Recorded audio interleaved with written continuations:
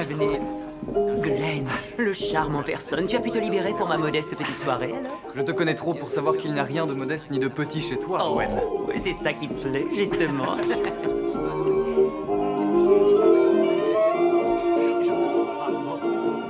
Pepper, mon chou, qu'est-ce que je te sers? Goûte-moi ce rouge, il est exceptionnel.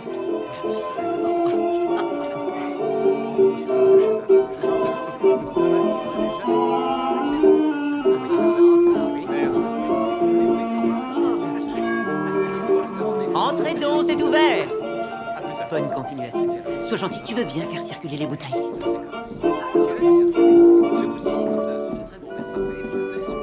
On danse?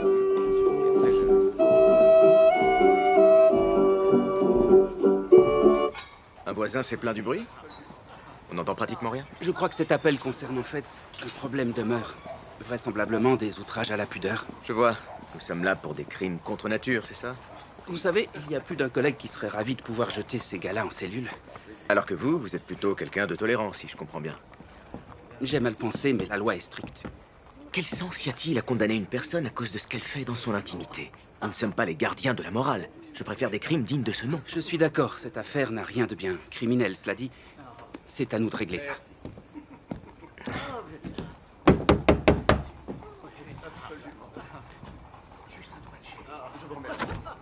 Bonsoir, maréchaussée d'auto.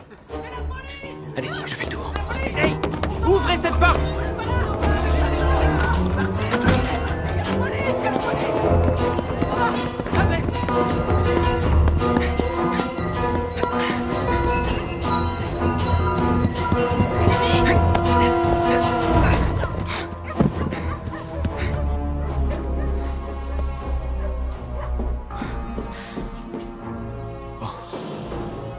Ça vous convient comme crime?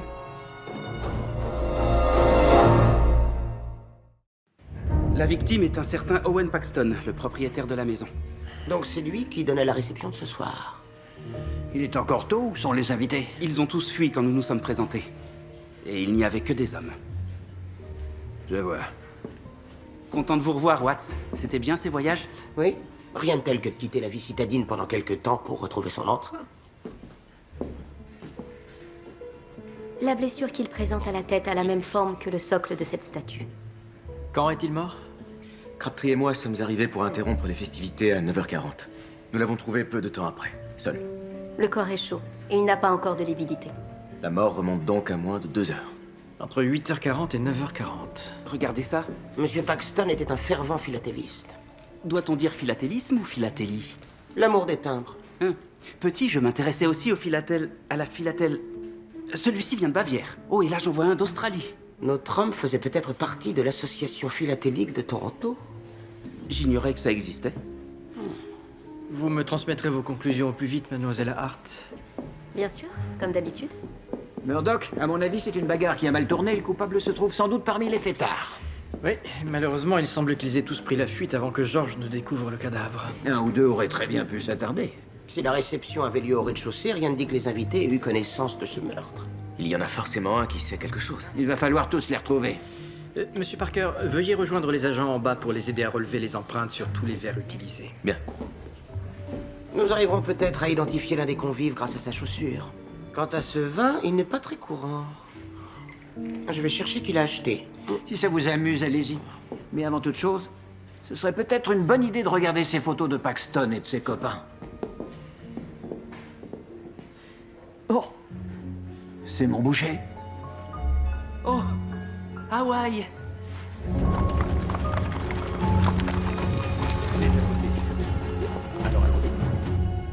Monsieur Parker, vous pouvez déjà éliminer toutes ces fiches en vous basant sur les tourbillons.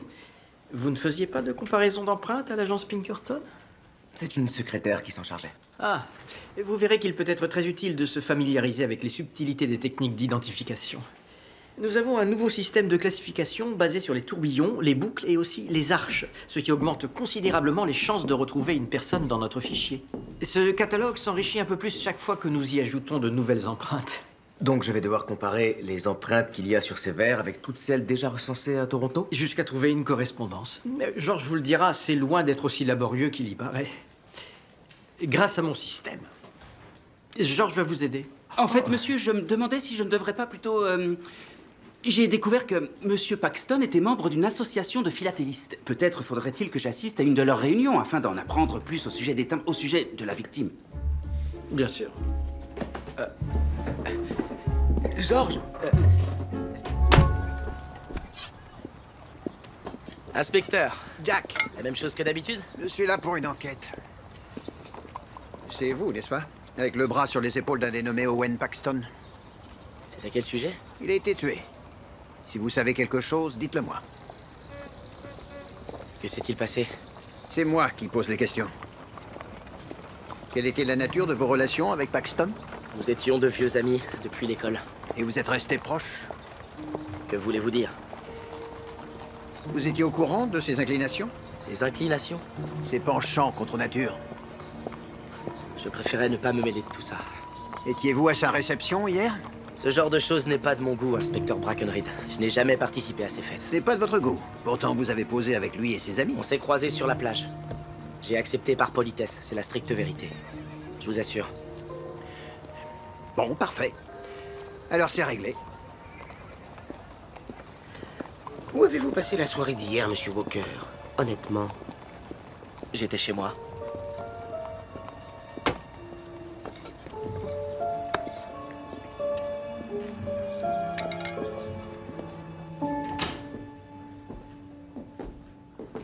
Agent Crabtree, quel plaisir de vous voir. Monsieur Germain, vous êtes philatéliste? J'ai de nombreux centres d'intérêt, mon petit, vous le savez. S'il vous plaît, mesdames et messieurs, laissez-moi vous présenter l'agent George Crabtree, l'un des plus sympathiques représentants de la maréchaussée.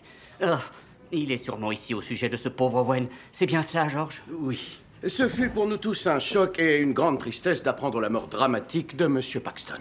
Je vous présente Monsieur Bédard, le président de notre humble association. Monsieur l'agent, au nom de tout le monde ici, je tiens à vous assurer que vous aurez notre entière coopération. Je vous en remercie. Vous connaissiez tous très bien monsieur Paxton, alors? Oh, nous sommes peu nombreux, mais animés d'une même passion. L'un d'entre vous était-il présent hier, à la réception qu'il a donnée? Pas ce genre de passion, entendons-nous bien. Tous ces timbres, je me suis souvent demandé combien il y en a en circulation dans le monde. Je sens que nous sommes en présence d'un tout nouveau philatéliste, mes chers. J'aimerais vous montrer ma collection européenne. Pardon, merci. Voyons. Ah, cette série est très intéressante. Je trouve que ce n'est guère surprenant qu'il soit mort. À force d'offenser Dieu et les honnêtes habitants du quartier, comme il le faisait. Madame Emery, apparemment vous avez téléphoné plusieurs fois à la maréchaussée de Toronto afin de vous plaindre de Monsieur Paxton. Pour ce que ça a servi. Vous avez conscience que les hommes de son genre représentent une menace pour les valeurs de notre société? Pourriez-vous m'expliquer ce que vous avez vu hier soir qui vous a poussé à nous alerter?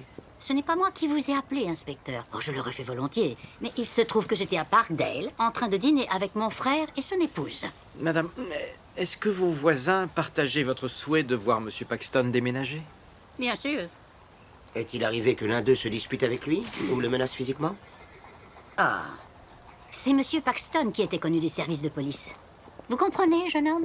Si je vous le demande, c'est parce qu'il avait déjà été victime d'agression, à plusieurs reprises. Pour des raisons évidentes.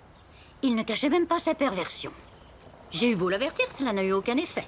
Il s'affichait sans vergogne avec tous ces hommes qui entraient et sortaient de chez lui, à n'importe quelle heure. Auriez-vous remarqué quelqu'un en particulier qui venait souvent le voir ces derniers temps? Oui. Et j'ai même réussi à me procurer le nom de ce jeune homme.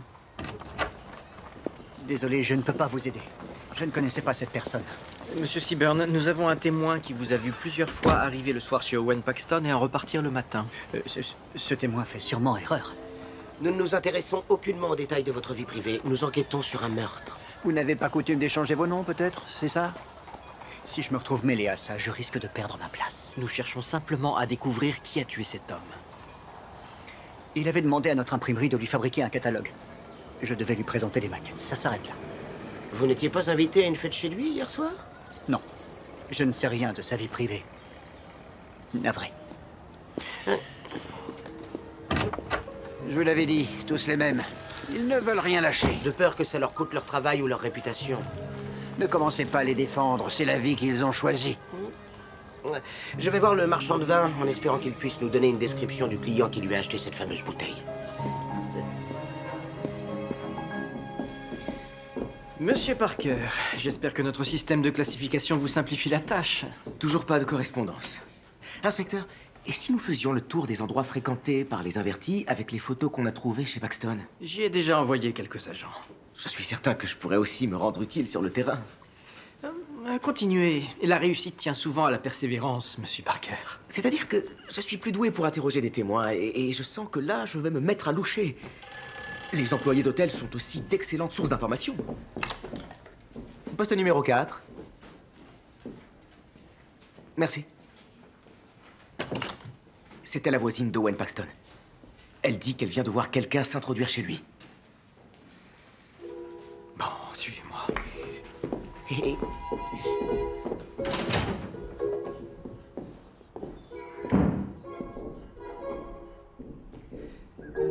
Inspecteur, et si nous commencions par la cuisine? Ouais, vous avez raison.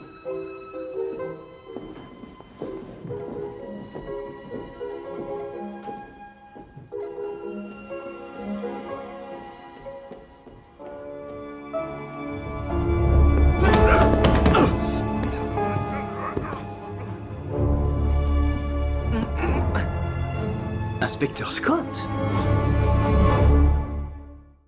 Un policier de la maréchaussée de Toronto dans une fête où il n'y avait que des tentes. Je n'ai pas dit que j'étais à une fête, inspecteur. Pourtant, vous correspondez à la description de l'homme qui a acheté cette bouteille. À Owen, un homme bien plus courageux que je ne saurais jamais l'être, affectueusement Glenn.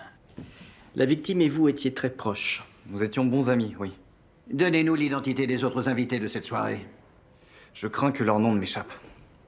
Inspecteur Scott, auriez-vous plus d'égard pour vos amis ou pour la loi? Si je connaissais le coupable, je vous le dirais. Je veux que justice soit faite pour Owen tout autant que vous, et même plus encore. Mais je sais ce qui va se passer. Quoi donc? Vous allez incarcérer ces hommes. Ternir leur réputation, les faire licencier. Nous n'avons pas menacé de dévoiler votre secret au grand jour. Et nous ferons preuve de la même discrétion avec les autres. Est-ce que vous me relâcherez si je vous réponds? On m'a confié une affaire et si je ne rentre pas au poste, mon supérieur va se demander pourquoi. Dites-nous ce qu'on veut savoir. Laissez-moi mener ma propre enquête. Les invités d'Owen me parleront à moi. On vous a pris en flagrant délit de vol avec effraction au domicile d'un mort. Et vous faites partie des suspects de ce meurtre. Vous n'êtes pas en position de négocier, mon vieux. Je suis retourné dans la maison uniquement pour ce livre. Ça, c'est vous qui le dites. Donnez-nous des noms. Agent Dimick, emmenez-le en cellule pour effraction, ça devrait lui délier la langue.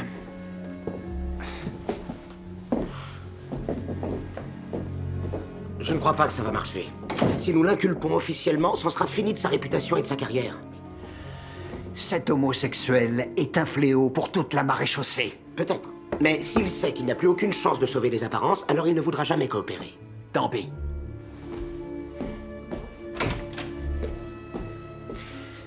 L'inspecteur Scott sera peut-être plus communicatif si je lui parle seul. Je suis de votre avis.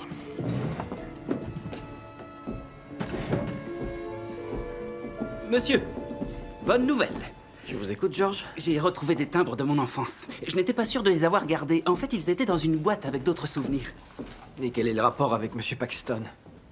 Eh bien, j'ai découvert que certaines de ces vignettes peuvent acquérir une valeur considérable avec le temps. Ça dépend de divers facteurs comme leur rareté actuelle, leur état de conservation, les circonstances particulières pour lesquelles on les a créées, etc., etc. Et Monsieur Paxton avait-il de tels timbres? Ça ne fait aucun doute. À ce sujet, monsieur, à l'association philatélique, il y a une certaine Madame MacDonald. C'est une experte et elle fait des estimations. Alors voilà l'idée que j'ai eue. Je vais lui apporter ma petite collection pour lui demander ce qu'elle en pense. George, n'avez-vous rien trouvé d'autre qui pourrait nous aider dans cette enquête? Si, bien sûr. J'ai appris que la victime, Monsieur Paxton, était très apprécié par l'ensemble de ses amis, amateurs de timbres. Et y en a-t-il parmi eux qui ont participé à la fête d'hier soir? Non. Et ils m'ont bien précisé qu'ils n'étaient pas du tout ce genre d'amis. Parfait. Bon, eh bien, je ne manquerai pas de vous prévenir dès que j'en saurai plus sur ce que ça vaut. William? Julia, prête pour le déjeuner? Je venais justement te dire que je ne pourrais pas t'accompagner. Oh, on ne se voit presque plus depuis que tu es rentrée de ta conférence. Je sais bien, seulement j'ai une bonne raison. Oh? Je dois m'occuper d'une patiente très importante. C'est l'épouse d'un industriel. Oh, et c'est bien. Cela dit, d'ordinaire, tu ne te soucies pas du rang social de tes patients. D'ordinaire, non. Mais depuis que Monsieur Fitzgerald a refusé que ce soit moi qui l'opère, j'ai compris que je devais faire plus attention à ne pas compromettre ma réputation. Bien sûr, oui. Et je ne doute pas un seul instant que tu exécuteras avec brio ce dont cette madame l'épouse d'industriel a besoin. Je vais lui réparer une hernie de type abdominal. Tout cela ont au moins une trentaine d'années. Ils sont plutôt bien conservés. Ce sont de beaux spécimens. Mais j'ai bien peur qu'il ne soit d'une extrême banalité. Donc, sans grande valeur? Vous pourriez en obtenir quelques dollars. En revanche, ce modèle précis venant de Nouvelle-Écosse est intéressant. Ah oui, le 1 cent sorti en 1860. Je l'ai toujours bien aimé. Dans cet état, normalement, il est coté au moins 50 $. 50 $? Malheureusement pour vous. C'est une contrefaçon manifeste. Ah, en effet, regardez par vous-même. On le reconnaît facilement à sa couleur, qui a une teinte verte prononcée. Autant vous dire qu'il ne vaut rien du tout. Ne laissez pas ces deux-là vous gâcher le plaisir, mon petit. Ils ne cherchent rien de moins que l'excellence. Mais vous avez une véritable passion pour les timbres, ça se voit. Et il en faut, pour avoir gardé tout ça précieusement pendant 30 ans. En fait, je l'ai récupéré sur des lettres d'amour que mes tantes recevaient régulièrement. On peut dire que c'est à ce moment-là que je me suis lancé dans l'aventure du philatélisme. Oh, et en plus, il a le cœur d'un romantique. Dans le milieu de la philatélie, nous avons tous une histoire semblable. Que pouvez-vous nous dire à propos de votre enquête, agent Crabtree? Eh bien, elle suit son cours, nous avons des pistes, mais aucune n'a encore rien donné. Nous nous demandions... Que va devenir la collection de timbres d'Owen? Va-t-elle être mise aux enchères? Bande de vautours! Le corps de ce malheureux n'est même pas encore froid. J'avoue qu'il avait en sa possession certains modèles que je serais prêt à payer au prix fort.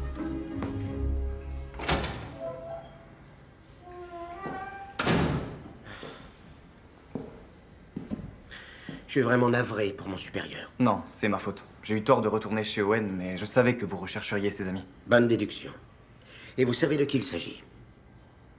Dites-moi leur nom. Rien ne m'oblige à révéler mes sources. Vous me relâcherez? Oui, nous abandonnerons toutes les poursuites contre vous et il ne restera pas de trace de votre séjour ici.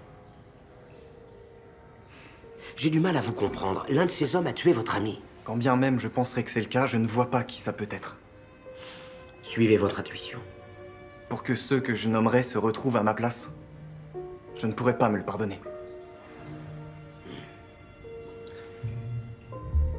Il est vrai que nous ne pouvons pas garantir une totale discrétion. Je suis admiratif de l'intégrité dont il fait preuve. Vous parlez de qui? J'ai discuté avec l'inspecteur Scott. Ah, vous pensez qu'il serait plus bavard sans moi? C'est cela. Si pour vous il est intègre, moi je vois qu'il protège un meurtrier. Et nous sommes toujours dans le flou. Nous avons quand même une piste. L'agent McNabb a retrouvé le cordonnier qui a ressemelé la chaussure récupérée par Parker lorsqu'il pourchassait l'un des invités de Paxton. Bien, allons lui rendre visite. Non, Murdoch, reposez-vous. Je vais l'accompagner. J'espère que ce cordonnier n'a rien à cacher.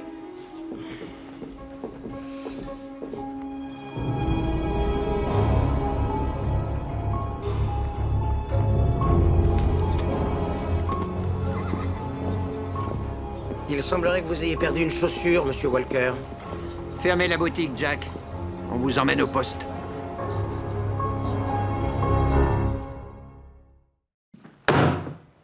Vous étiez chez lui hier soir. J'ai prêté cette paire de chaussures à un ami, figurez-vous. Vous nous avez menti sur vos liens avec Owen Paxton. Et aussi en affirmant que vous étiez chez vous au moment du meurtre. J'ignore qui l'a tué. Comme je ne pouvais pas vous aider, c'était bien plus simple de dire que je n'étais pas à cette soirée. Monsieur Walker, vous avez été formellement reconnu par sa voisine. Selon elle, vous veniez souvent chez lui, et il vous arrivait d'y rester la nuit entière. J'aurais dû me douter qu'à 5 heures du matin, elle serait à sa fenêtre. Elle m'a aussi dit que vos visites avaient subitement cessé il y a 6 semaines environ. Cette chère Madame Emery. Ça ne lui a pas échappé non plus. Vous avez rompu avec Monsieur Paxton? Rien ne dure éternellement, inspecteur. Que s'est-il passé quand vous l'avez vu à l'occasion de la soirée d'hier? Je ne lui ai pas parlé. Vous voulez nous faire croire que vous avez débarqué chez votre ancien amant et que tout n'était qu'allégresse et courtoisie? Ce n'était peut-être pas votre intention, mais vous vous êtes disputé. Non, il n'y a pas eu de dispute. Vous n'êtes pas monté avec lui dans son bureau? Non. Vos empreintes digitales, celles-ci, sont sur l'arme du crime. Encore pris en train de mentir. Nous étions très proches. Notre séparation... Je n'étais pas heureux, en fait. Pas à cause d'Owen, c'était quelqu'un de bien. Mais nous étions différents car lui se moquait de rester discret. Parfois, il s'amusait même à narguer des gens comme Madame Emery, mais il venait d'une famille aisée, alors que moi, cette boucherie, c'est la seule chose que je possède. Ma réputation, c'est mon gagne-pain. Pourquoi êtes-vous allé chez lui hier soir?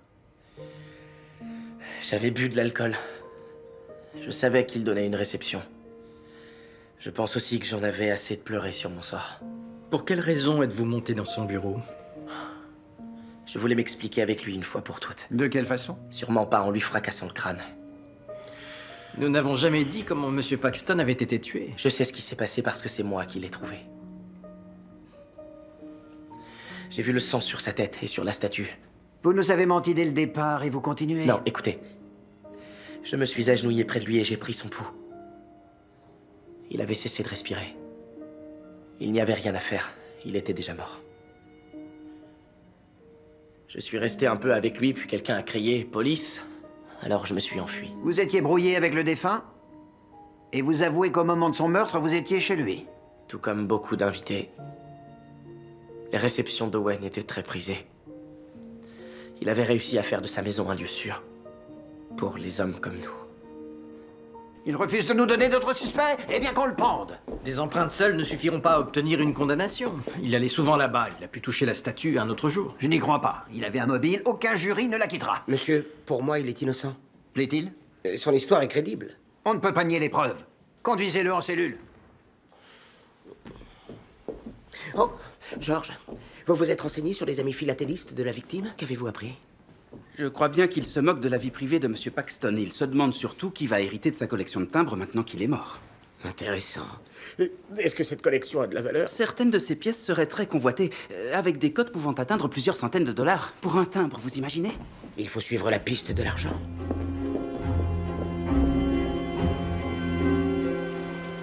Je suis flatté que vous fassiez de nouveau appel à moi, agent Crabtree.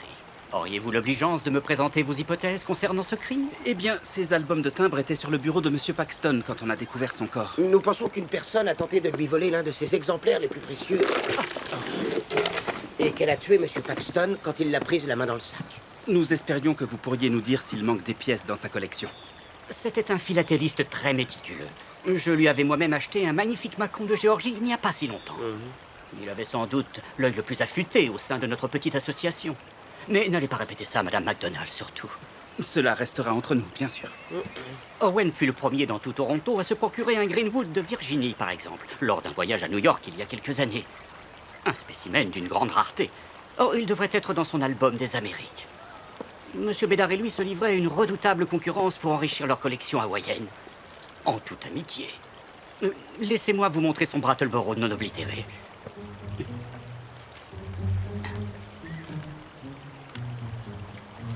Bizarre. Il n'est plus là? À moins qu'il l'ait déplacé, mais... je ne le vois nulle part. Ça, c'est curieux. Dans sa collection canadienne, il devrait y avoir une jolie série sans dentelure de Colombie-Britannique. Mais... non, elle n'est pas là. Il n'y a en fait que des modèles ordinaires. Ces timbres-postes sont tous des modèles ordinaires.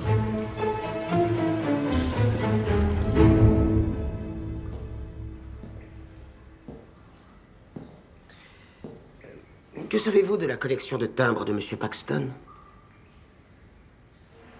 C'était un substitut des enfants qu'il n'aurait jamais pu avoir. Oh. Certains de ces modèles les plus rares ont disparu, apparemment. Peut-être que son meurtrier n'était pas l'un des invités de la fête, mais quelqu'un qui voulait s'emparer de ces timbres. Il aurait aussi pu les vendre. Il adorait le frisson que ça lui procurait. Nous y avons pensé, mais ce serait étrange qu'il les ait tous cédés. Je sais où il aurait pu les conserver. C'est-à-dire? Écoutez, inspecteur. Ce soir, j'étais censé aller en ville. J'ai une commission urgente à exécuter. Je ne suis pas habilité à vous faire sortir. Je n'ai rien entendu du tout.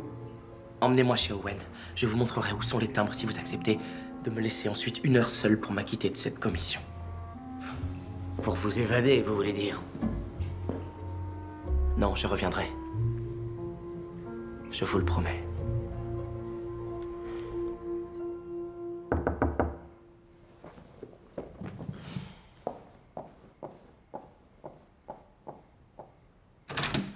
Julia.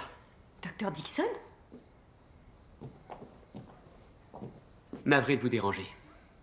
Qu'est-ce qui vous amène? C'est charmant chez vous. Merci. Je souhaitais discuter d'un sujet avec vous et j'ai pensé qu'il vaudrait mieux faire ça hors de l'hôpital. Discutez, vraiment. Je ne vais pas mal me conduire comme la dernière fois si c'est ça qui vous inquiète. Non, pas du tout. Je vous ai apporté mes notes sur votre patiente, Madame Acton. Vos notes? Oui, c'est la raison pour laquelle je voulais qu'on en parle en privé. J'ai effectué son diagnostic initial, mais j'ai réussi à les convaincre, elle et son mari, de s'adresser à vous. Pourquoi avez-vous fait ça? Vous avez besoin d'un coup de pouce, je le sais. Je ne vous ai jamais demandé de m'aider. Un chirurgien aussi compétent que vous ne devrait pas être bridé par des préjugés injustes. Merci. Julia, c'est moi. Par ici. Alors, mais quel... Docteur Dixon? Bonsoir, inspecteur. Le docteur Dixon a eu la gentillesse de me déposer un dossier que j'avais laissé à l'hôpital. Bon, et bien, à présent que ma mission est accomplie, je me retire.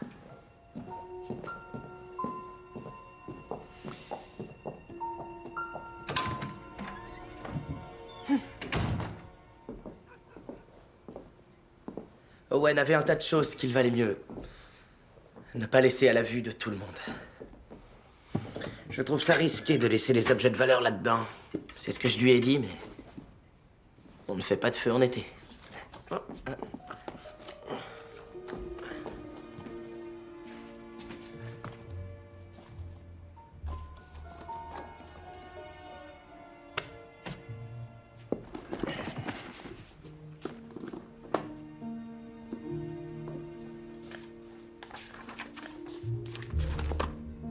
Les timbres manquants, il faut que je les apporte à l'agent Crabtree. J'ai rempli ma part du marché, inspecteur Watts. En quoi consiste votre commission? Je dois rendre visite à ma mère tous les lundis soirs, sinon elle s'inquiète. Je n'aime pas la contrarier. Si vous ne revenez pas, je perdrai mon travail, vous en avez conscience? Tout à fait.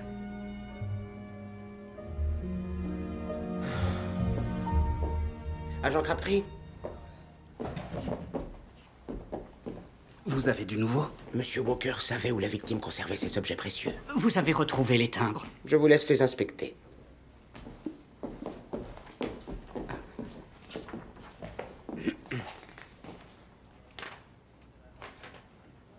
S'agit-il de ceux qui manquaient à la collection de Paxton? Oui, mais... Un instant. On dirait... Le Macon. Celui que j'ai acheté le mois dernier à Owen. Et là, c'est le Goliath qu'il vous a vendu, Bertha. Mais c'est impossible. Le mien était le seul sur le marché. En aurait-il eu un second? En aussi bon état. Ce sont peut-être des contrefaçons. Mais pourquoi? Pourquoi aurait-il eu des copies de ses propres timbres? Ces modèles sont authentiques.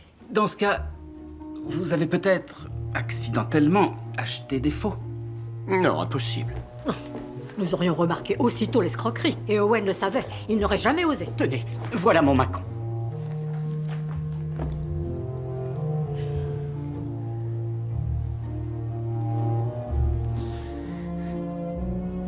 C'est une imitation. Monsieur Paxton vous a tous vendu des contrefaçons. Qu'en dites-vous? Eh bien que l'un de vos nouveaux camarades philatélistes aurait tout à fait pu tuer Monsieur Paxton. Ce n'est pas évident à voir, mais c'est celui-ci le faux. Paxton a vendu des timbres contrefaits à ses amis de l'association philatélique. Ils avaient donc tous un mobile pour le tuer. Nous les avons ramenés pour les interroger. Comment avez-vous fait pour trouver sa collection secrète? Jack Walker savait où elle était cachée. Et il vous l'a dit? Non, il me l'a montré. Il a quoi? Il a accepté de m'aider à retrouver les timbres qui avaient disparu et, en contrepartie, je lui ai accordé 1 heure de liberté. Je l'ai fait écrouer pour suspicion de meurtre. Si ça se trouve, il a déjà quitté l'Ontario. Il se trouve justement que Monsieur Walker est assis dans sa cellule. Il semblerait que vous vous soyez trompé à son sujet. C'était pas un coup de génie, mais un coup de veine. Vous avez désobéi à mes ordres, inspecteur. Quelle que soit la façon dont il s'y est pris, l'inspecteur Watts a découvert une nouvelle piste intéressante. Notre victime vendait des contrefaçons de timbres extrêmement rares. Des imitations assez convaincantes pour tromper les meilleurs experts de la ville. Et l'homme qui les a réalisées est dans la salle d'interrogatoire. Monsieur Seaburn, Lorsque nous nous sommes demandé qui aurait pu reproduire ces timbres, je me suis souvenu que vous étiez employé dans une imprimerie. Vous possédez d'ailleurs un réel talent. Nous avons découvert ces plaques de gravure dans votre bureau, ainsi que des mélanges d'encre spécifiques dont on retrouve les couleurs dans les contrefaçons. Je suis illustrateur de catalogue. J'ai fait ces plaques pour le travail. Nous avons discuté avec votre patron, et aucun de ces motifs n'a jamais figuré dans quelque catalogue que ce soit. Oh. C'était sans doute une commande que j'ai exécutée à part. Pour Owen Paxton? Comme nous vous l'avons dit, la voisine de Monsieur Paxton vous a vu aller chez lui. Mes visites étaient strictement dans... Assez! Personne ne vous croit. D'accord. Nous étions amants. Arrêtez-moi. Nous ne cherchons en aucun cas à vous inculper pour des faits d'outrage à la pudeur. Vous peut-être, Watts, mais... Monsieur. De grâce. Très bien. Mais je note chacune de ces paroles. Monsieur Paxton et vous avez mis au point un plan afin d'escroquer les philatélistes de Toronto. C'est Owen qui a eu cette idée. Il savait comment je travaillais et il pensait que c'était dans mes cordes. Il y a un détail que je n'arrive pas à saisir dans tout cela. Monsieur Paxton n'avait pas besoin d'argent. Pourquoi aurait-il mis en danger sa réputation de philatéliste auprès de ses confrères? Disons qu'il avait un sens de l'humour un peu particulier. Veuillez nous indiquer les timbres que vous avez copiés, s'il vous plaît. Toute cette histoire pour quelques bouts de papier. Nous prenons les timbres très au sérieux, monsieur. Oh, c'est nous, maintenant, Crabtree? Ces philatélistes s'en seraient pris à Paxton seulement s'ils avaient su qu'il s'agissait d'une escroquerie. Vous avez dit que ça les avait surpris d'apprendre qu'ils avaient acheté des contrefaçons. Les copies de Seaburn sont excellentes. Monsieur Germain n'avait pas remarqué qu'il en avait une. Quelqu'un d'autre a pu le découvrir. Tâchez de savoir qui dans l'association a récemment acheté des timbres à Monsieur Paxton. Entendu. Pendant ce temps-là, on pourrait laisser l'inspecteur Scott et Jack Walker sortir de cellule. Non. À chaque heure de plus qu'ils passent ici, leur absence risque de se remarquer. Les gens vont se poser des questions. Alors sortez-vous les mains des poches et allez m'arrêter quelqu'un, inspecteur Watts.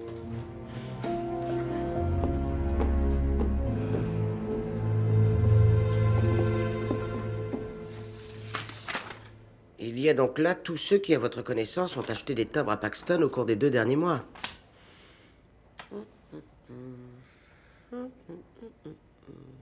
Je vois que l'un des exemplaires que M. Seaburn nous a avoué avoir contrefait n'apparaît pas sur votre liste, M. Germain.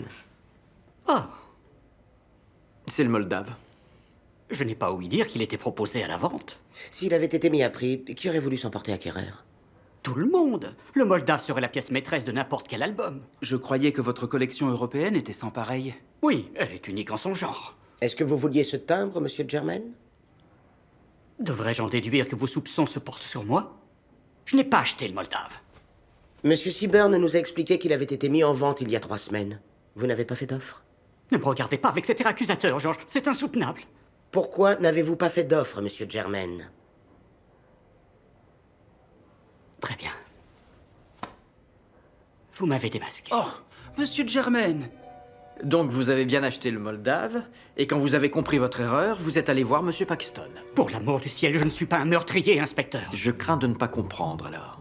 Peu avant qu'Owen me propose le Moldave, j'ai constaté que mon Macon était une contrefaçon. J'ai fait mine d'être abasourdi devant les autres lorsque vous nous avez apporté les vrais timbres, mais... cela faisait quelque temps que je savais. Si je résume, vous étiez au courant que Paxton vendait des copies et vous n'avez donc pas fait d'offre pour le Moldave. Oui, c'est cela. Aurais-je un jour votre pardon? À qui en avez-vous parlé? À personne. Acheter un faux timbre dans notre milieu, c'est une humiliation dont on ne se relève pas. Alors à qui a-t-il été vendu? Je n'en ai aucune idée, je vous assure. Mais si je devais deviner, je dirais Bertha MacDonald. Je la trouve hautaine avec moi depuis quelques semaines. Je vous le confirme, Owen m'a effectivement vendu le Moldave, un magnifique spécimen. Mais je ne peux pas croire qu'il s'agisse d'une contrefaçon. Le vrai modèle est en notre possession. Nous l'avons trouvé chez Monsieur Paxton. Donc le mien n'est qu'une simple copie? J'en ai peur. Mais pourquoi vouloir me faire ça alors que j'étais son amie? Êtes-vous certaine que vous n'aviez pas tout compris de vous-même et qu'ensuite vous n'êtes pas allé demander des comptes à Monsieur Paxton? Vous êtes l'experte officielle de l'association. Si l'on venait à savoir que vous avez acheté un faux timbre, ça ruinerait certainement votre réputation. Quand vous êtes-vous aperçu de votre méprise? Pas plus tard qu'à l'instant. Je le jure. En plus de cela, je me trouvais à Kingston le soir où Owen a été tué. Si tant est que ça puisse vous aider. Je vous en prie. Ah, Monsieur Seaburn, j'ai besoin de votre aide. Vous me confirmez que tous ces timbres sont de vous? Oui. Sauf celui-ci. C'est le modèle original? Oui. Regardez. Lui, c'est le mien. Le bleu de Hawaï. D'après ce que je sais, Owen l'a vendu. C'est Monsieur Bédard qui l'a apporté. Inspecteur, les empreintes sur l'arme du crime sont celles d'un des collectionneurs de timbres. Monsieur Bédard, comment se fait-il que vous soyez le seul philatéliste de Toronto en possession d'un authentique timbre acheté à Monsieur Paxton au cours des 2 derniers mois? Il devait se douter qu'on ne peut pas me berner. Ou vous vous êtes rendu compte qu'il vous avait bel et bien eu en vous vendant un faux. Alors vous êtes allé le voir, vous l'avez tué, et vous avez mis la copie à la place de l'original. Oh non, quelle idée. Oh, ces accusations sont outrancières. Vos empreintes sont sur la statue avec laquelle on a tué M. Paxton. Comment l'expliquez-vous? C'est sûrement une erreur. Il vous a pourtant vendu un faux bleu de Hawaï, reconnaissez-le. Un témoin nous l'a confirmé. Quand avez-vous découvert que ce timbre était faux? Au moment où j'allais le ranger dans mon album. Le jour même de la vente? Oui. Vous avez compris ce que Paxton vous avait fait. Vous êtes allé chez lui, où il y avait une soirée. Oui. Je l'ai mis au pied du mur, et il m'a invité à le suivre dans son bureau à l'étage. A-t-il refusé de vous remettre le véritable timbre? Il est allé le chercher, mais il avait un rire moqueur. J'avais l'impression qu'il avait conçu cette escroquerie uniquement dans le but de m'humilier devant les autres collectionneurs. Mais il était d'accord pour vous donner l'authentique bleu de Hawaï. Je vous l'ai dit, il riait de moi à gorge déployée. Et vous l'avez tué. Avant même d'y réfléchir, je tenais déjà la statue. Vous avez ensuite mis le faux timbre dans l'album de M. Paxton et emporté le vrai. Sans que personne ne vous voie? Vous auriez entendu comme ses amis faisaient la noce au rez-de-chaussée. Ils n'ont rien remarqué. Et c'est vous qui avez téléphoné à la maréchaussée pour vous plaindre du bruit? Je me suis dit que l'un des invités se verrait imputer le meurtre. Mais ça ne s'est pas passé comme je l'espérais.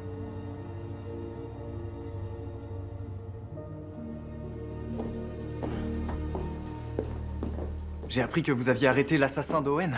On vous relâche, inspecteur Scott. Vous n'êtes inculpé de rien. Quel soulagement. Je dirais à l'inspecteur en chef que j'ai dû subitement m'absenter. Si tout cela pouvait rester entre nous. Je ne vois aucune raison pour laquelle votre nom figurerait dans ce dossier. N'est-ce pas, monsieur? En effet. Mais ne pas vous inclure dans un rapport, c'est une chose. Dissimuler la vérité à votre supérieur, c'en est une autre. Il n'est pas obligé de savoir. Ce à quoi vous vous adonnez est illégal. En quoi cela gêne-t-il son travail? Ça le met en porte-à-faux. N'importe qui peut le faire chanter. Non. Je suis un bon élément. Cela fait 10 ans que je fais partie de la maréchaussée. Je suis contraint d'informer votre hiérarchie. Désolé. Monsieur...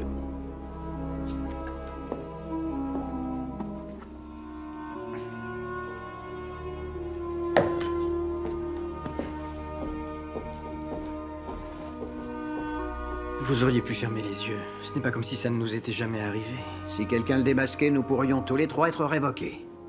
Je ne dis pas que c'est bien, mais les choses sont ainsi.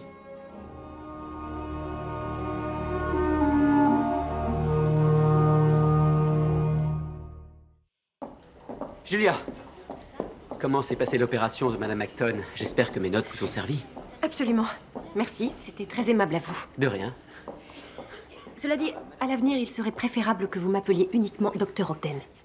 Comment cela? Au travail, dans le cadre de nos échanges entre confrères. Oh. Je crois que je vous dois à nouveau des excuses. Ce n'est pas ce que j'ai voulu Julia. dire. Docteur, prête pour notre soirée en ville? Et je suis ravi que vous ayez réussi cette opération, Dr. Ogden. Mes patients m'attendent, inspecteur. On y va?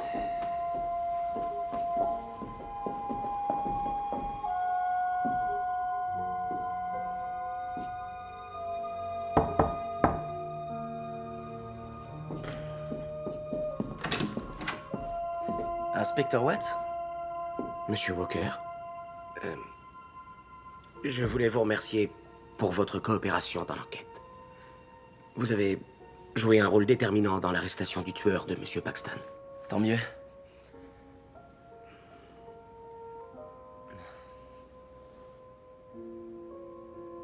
Vous aviez besoin d'autre chose, inspecteur? Est-ce que... Vous permettez que je vous appelle Jack?